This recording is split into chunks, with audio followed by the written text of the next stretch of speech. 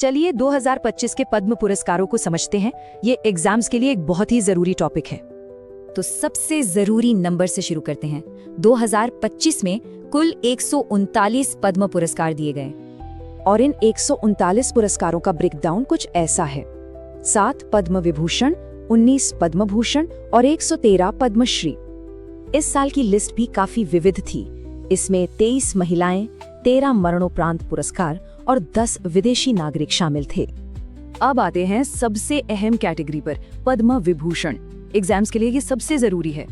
ये है वो 7 नाम जिन्हें पद्म विभूषण मिला। इस लिस्ट को जरूर याद कर लीजिएगा। इनमें से एक नाम है बिहार कोकिला का। कोई गेस कर सकता है कि ये कौन है? जी हाँ, ये है शारदा सिन्हा जी। इन्हें भोजपुरी और मैथिली लोक संगीत के लिए मरणोपरांत सम्मानित किया गया।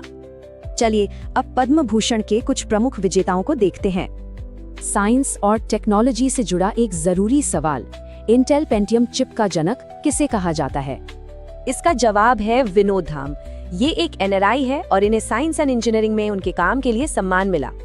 और खेलों की दुनिया से भारतीय हॉकी की दीवार PR श्रीजेश को भी पद्म भूषण से नवाजा गया। अब बात करते हैं पद्मश्री पुरस्कारों की। इसमें भी कई बड़े नाम शामिल हैं। कला के क्षेत्र में मशहूर सिंगर अरिजीत सिंह को पद्मश्री मिला। सामाजिक कार्य में भीम सिंह भावेश को मुसहर समुदाय के लिए किए गए उनके काम के लिए सम्मान मिला। मेडिसिन की फील्ड में डॉक्टर नीरजा भटला को सर्वाइकल कैंसर की रोकथाम पर काम के लिए सम्मानित किया गया। खेलों में एक और नाम पैरा एथलीट हरबिंदर सिंह को भी पद्मश्री मिला। अच्छा, अब कुछ स्टैटिक जीके पॉइंट्स देख लेते हैं जो एग्जाम्स में सीधे पूछे जा सकते हैं। याद रखिए, इन पुरस्कारों की शुरुआत 1954 में हुई थी और घोषणा हर साल 26 जनवरी को होती है। इनका एक पदानुक्रम भी है। पद्म विभूषण देश का दूसरा सबसे बड़ा नागरिक सम्मान है। एक और जरूरी नियम: एक साल में ज्यादा से ज्यादा 120 अवार्ड दिए जा सकते हैं, मरणोपरांत और विदेशियों को छोड़कर। और ये पुरस्कार कौन देता है? भारत के राष्ट्रपति भवन में एक समारोह में।